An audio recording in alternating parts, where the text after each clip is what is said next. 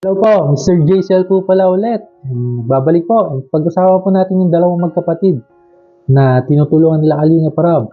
And yun nga, part 6, ito yung part 6. And pinunta nito nila Kalinga Prab at may dala-dala silang kama. Yung may dala silang foam ng kama dahil ito yung isa sa mga kailangan ng dalawang magkapatid. And yun nga, sinalubong sila nito and pagdating doon ay kinausap agad ni Kalinga Prab itong magkapatid. And yun nga, kinamusta niya ito and kamusta yung pag-graduate and malungkot dahil hindi niya kasama yung kanyang magulang. So lahat naman siguro ng gagraduate na pangarap nila ay kasama ang magulang pag-graduate nila.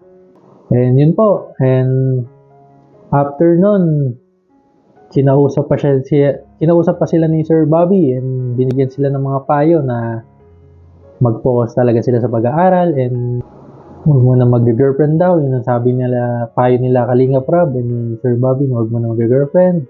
Focus mo sa pag-aaral and hindi mo sinabi na focus like na puro aral na lang. Hindi na sila pwede maglaro. Ang sabi lang nila Kalinga Prab, tapusin mo na yung mga priorities. Then after na, pwede mo na gawin yung mga laro or sa kaibigan, paglaro sa mga kaibigan, ganyan, di ba? And yun nga, merong isang taga-suporta nagpadala na isang box and mukhang galing pa itong ibang bansa. And yun nga, ito ibigay niya sa dalawang magkapatid na ito.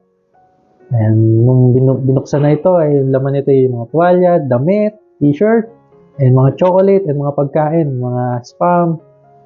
Yun po ang mga laman nito. Talagang grabe rin yung mga suporta ng mga manonood sa dalawang magkapatid nito. Yun nga, sinukat nila ito at talagang tuwan-tuwa sila sa kanilang natanggap. Nagpasalamat sila. And yun nga, makikita natin na yung bahay nila ay talagang di pa ayos at butas-butas nga raw yung bubong, sabi ni Kalinga Prab. And sabi nga ni Kalinga Prab ay ipapaayos nila ito.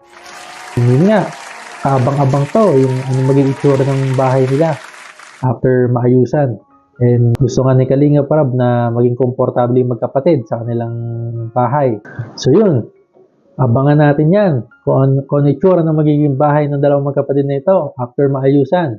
And abangan na lang natin mga susunod na episode ng storya ng dalawang magkapatid na to. And ako nga po pala ulit si Mr. JCL. Kung di ka pa po nakapag-subscribe sa akin channel, mag-subscribe ka na para updated ka sa mga susunod ko pa yung upload. Yun lang po. Thank you!